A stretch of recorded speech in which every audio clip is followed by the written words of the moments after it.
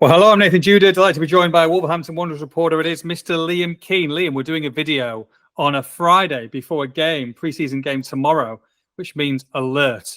That means that there's something major happening, something brewing, maybe something completed. I guess for Wolves fans, it's disappointing news, although we'll be arguing, I'm sure, back and forth about that. Look, when you lose your best player, then of course it's a disappointment, and Pedro Neto is on his way to Chelsea, Liam. Yeah, absolutely. A massive development for Wolves' transfer window this afternoon.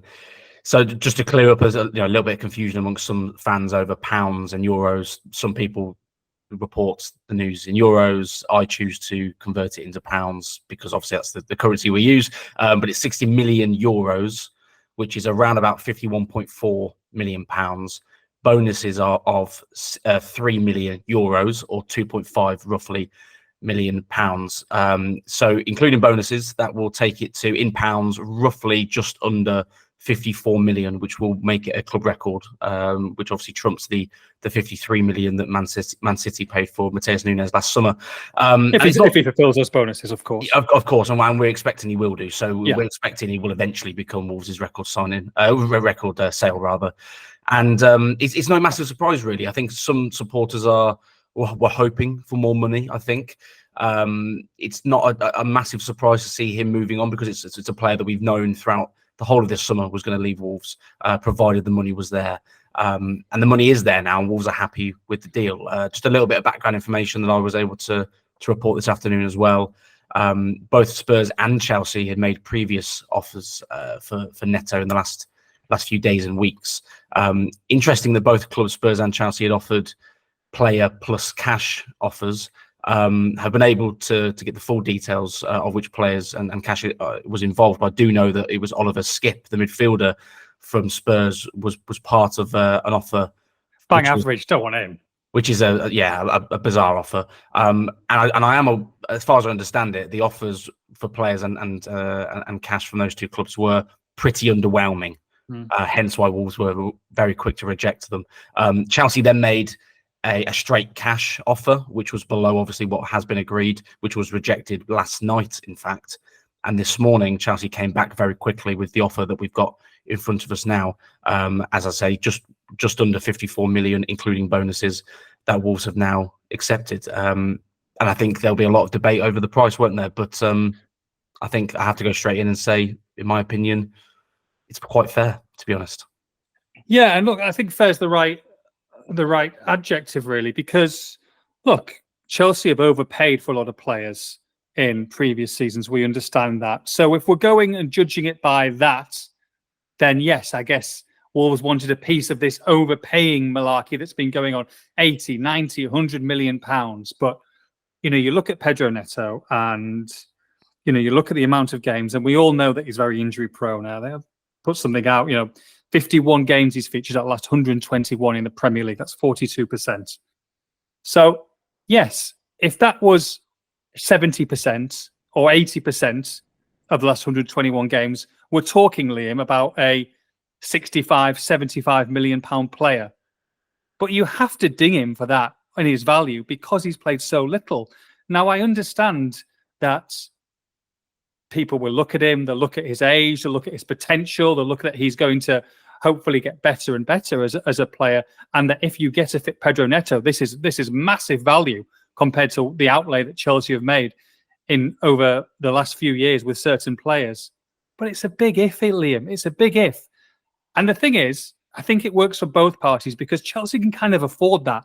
You look at the depth of the squad. You look at the wide forwards. I mean, Gary O'Neill made even a funny quip about it in our podcast, didn't he, about the amount of wingers that Pedro Lima or Nelson Semedo and Ryan Etno will have to deal with when Chelsea are there.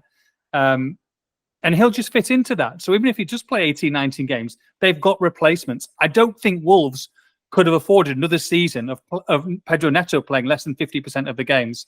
And it's all just weighing it up to see what is it. I agree with you. I think it's a fair price. The first thing to say is that Pedro Neto is a fabulous footballer. He really is. When he is on song, when he is fit, when he is available, he is a wonderful footballer who produced some of his best football of his career last season, alongside two very serious hamstring injuries, and that is the big caveat to this conversation. Now you've got to look at not just last season, but his Wolves career as a whole since he arrived all those years ago.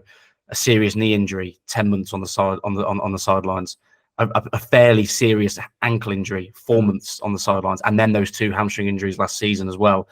He unfortunately has been an injury-prone footballer in a Wolves shirt, which has hampered and hindered his impact and progress. However, he is also an exceptional footballer.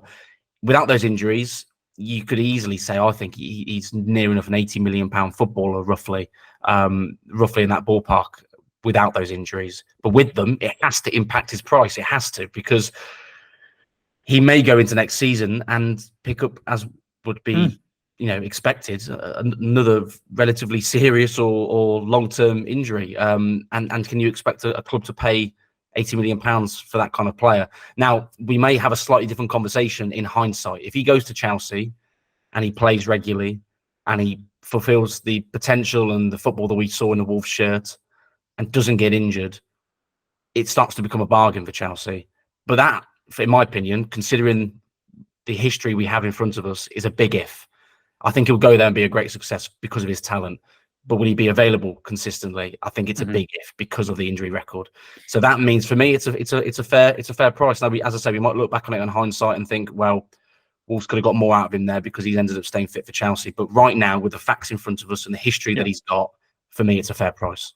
Yeah, right back in 2019 with Bruno Jordao, of course. Yes, of course. For a combined fee of £18 million. So significant profit there. Look, in terms of Wolves, in terms of what the supporters are thinking, yes, they're very disappointed to lose him. But of course, the question now is, can they replace Pedro Neto? Now, it's very difficult to say, can you replace Pedro Neto? But we've spoken to Gary O'Neill, as everybody's seen in pre-season, in depth, off the pitch, on the pitch, in the podcast. Matt Hobbs, Gary O'Neill, this will not be a surprise. And they haven't turned around from last night going, oh my goodness, we're going to lose our best player. What do we do? There will be plenty of players on a list that they will be ready to go for. And I'm sure that they already are going for, not just now, but maybe last week when they returned home. We all knew that this would get developed very, very quickly in terms of players that they want in. So who can they get on board? Have they got interest in certain players already? And also, how much of that money, how much of that transfer fee do you think Wolves will be able to spend? Do you think it will be the whole amount, or do you think it might be substantially less? Yeah, on the finances, first of all, I'd be surprised if they go out and spend, every single penny of that money that comes in, because they'll be looking at other players. There'll be some young talents they'll be interested in bringing in, and of course they're going to want to make sure they don't breach any of the financial rules. But considering, as you mentioned there, the fee that Neto was brought in for, all the way back in 2019 as well, and the fee that he's now leaving for, this means he will be. The vast majority of that money will be profit for Wolves from a PSR point of view. It will be very beneficial for Wolves from a financial point of view, and it will give them more room to bring more players in. And one player they are looking at is at Ajax, a 20-year-old Portuguese winger in Carlos Forbes. Previously of the Man City Academy, made a move to Ajax last summer, had a full season there last season. And he's a player that they're looking at, but he's one of a number of options in that wing department that they're looking at. And as I understand it, Ajax currently are asking for a fair bit of money that might be blocking any move that Wolves can make for him. So it would depend really on Ajax's willingness to come down in price, and also the other targets the Wolves are looking at. But make no bones about it, Gary O'Neill will be demanding a replacement for Pedro Neto, and Wolves will ensure that they bring a replacement in, because the financial freedom they'll have with this sale will allow them to make a like-for-like replacement. Yeah, so the last time we see him in a Wolves shirt was against RB Leipzig. Because obviously he's not going to be seeing him tomorrow at Molyneux. That's for certain. It's a shame because, like you say, on his day, he is fantastic to watch. He is what you pay your entrance fee to go and see, and it's just so ironic. And this happens a lot. That Wolves' home opener, the second game of the season, will be against Chelsea. Now, whether Pedro Neto is available or not by then, we'll see. But you'd expect that he probably will be, and you expect that this will be done quite swiftly now this is all broken. It's going to be bittersweet, isn't it? I mean, I'm sure he'll get a great reception, but at the same time, all the best, Matt Doherty or Pedro Lima on that right-hand side. Or if he plays on the right, Aiden Well, you might might do. be You decent, think yeah. Palmer? Well, yeah, I know what you mean. Yeah. Yeah, right, exactly. I mean, it'll be an interesting one. Yeah, it's funny how these things work out, but considering his medical is happening imminently, I'm expecting this deal to go through relatively quickly. Mhm. As you say, there's no way he'll be involved, obviously, for Wolves against Rayo Vallecano tomorrow. But that means, considering he is fit, he played against Leipzig, he's been training. You expect he goes straight into Chelsea trains. They obviously have a first game of the season, and then they go to Wolves. It's written in the stars that he's going to play in that game, whether from the start or from the bench. I do think he'll get a good reception, as you say. I think he probably deserves that as well. Like, he's been a good servant to Wolves and a fabulous footballer. But you don't want him having an impact on the game, because if he finds space, if he has space to run in behind, space to run with the ball, he will cause a lot of damage. And now, obviously, from a Wolves point of view, I think everyone wishes that he does stay fit and does well and goes on, has a good career. But 2 games a season, maybe have a quiet afternoon. Yeah, there's a few fans who, when we were out in America, they had the Awake It launch.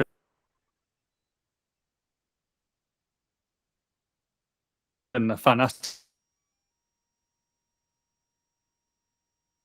wants to environment, then it's very difficult to say, well, actually, I want to leave the club. You're not going to say that, are you? So I'd take that with a little bit of a pinch of salt. And obviously, he wanted to go. He wanted to go to a big 6 club, so to speak. Spurs and Chelsea have come in, and Chelsea can offer him European football just about. I think the Europa League they got into in the end, didn't they? I believe this season. So we'll see what he does there. But look, it is interesting. I think he will do well, like you say, if he stays fit. But the most important thing, and what we're more interested in now Pedro Neto's almost gone, is Wolves going forward. And in the short term, at least, Liam, you're going to be looking at probably, would you say, Rodrigo Gomez and maybe Pablo Sarabia occupying those wide areas. It does need 1 or 2 now wide players. And you look at maybe the repercussions of this. A Gonzalo Guedes, a Daniel Pedence, are these players who may be more likely to stay now, or were Wolves looking to bring in one? For me, 2 players need to come in now in terms of replacing Pedro Neto. Yes, I mean, it's obvious that at least one player has to come in. Guedes and Pedence is still very much up in the air, although from a financial point of view, I suppose they're not desperate to offload them now with the sale of Kilman and then this sale as well. So it'd be particularly interesting to see how much, if at all, either of them are involved against Vallecano on Saturday afternoon. But yeah, absolutely agree. Wolves have to bring a winger in now. Rodrigo Gomez has been excellent in America, but he's 21. Chiquinho, now 24, but with limited Premier League experience. Sarabia, a very different kind of player, not an out-and-out winger, very much an inside forward, albeit done well in pre-season. Hwang Hee-chan has been playing off the striker, can play out wide, but again, slightly different kind of forward. An out-and-out winger, I say of the Neto mould, obviously, talent-wise is going to be difficult for the price Wolves will be looking for, but someone of that kind of mould in terms of, direct, quick, aggressive, running with the ball. They need someone, I think, who's going to replace that kind of dynamic in the squad, and that for me is a must now going forward. And it's certainly what they're looking at, as you mentioned, with Forbes and the other options they're exploring. Yeah, interesting one. Forbes only 20 years old. Let's say you do get him over the line. That's still a 20-year-old young kid who's going to come to the Premier League. You got Rodrigo Gomez, 21, not played a Premier League game yet. You got Pablo Sarabia on the other side of things, at the other end of the spectrum. Getting on a little bit in years. We saw the issues last season with injuries. Mateus Cunha is already a huge doubt for Arsenal, and is injured with his hamstring. So they've got to be very careful here, Wolves, don't they? It was obviously a lot of progression in pre-season, a lot of encouragement. But at the same time, the last thing they want to do, especially what we saw last season, is leave themselves shortly. And that's almost £100 million recouped in two big signings or sells this off season. You look at probably over 100 million by the time you maybe get a few periphery guys out the door as well. That's over 100 million pounds worth of sales. So they are going to have to spend some money, and they are going to have to bulk up this squad, not just in quantity but quality. Absolutely, and they'll be in a position to do that with these sales as well. They're in a much healthier financial position than they were last summer, of course, when Lopetegui was in charge and then eventually left the club. So they are in a much better position. They have sold 2 very important footballers, and it might not be a popular opinion, but in my opinion, for 2 very good fees. particularly good in Kilman's case and fair, I would describe it in Neto's case.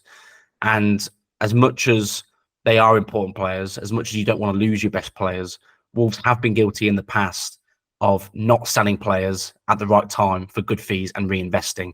They have done that this time, and it's now about rising to the challenge of replacing them and making sure the team doesn't suffer or suffer as much. So that's really the task for Matt Hobbs' recruitment team and Gary O'Neill. But as I said already on this video, Gary O'Neill will be demanding a replacement, and Wolves will bring a replacement in. Excellent news. I feel like it could be a very interesting deadline day on August the 30th. And look, there could be a Pedro Neto replacement signed on the 29th on the evening. And if it is, you could be watching us live, because we will be doing a deadline day after dark special, a Wolves live poddy. Tickets are on sale now. My goodness, that could be a live poddy for the ages. Liam Keane, thank you very much. Thank you.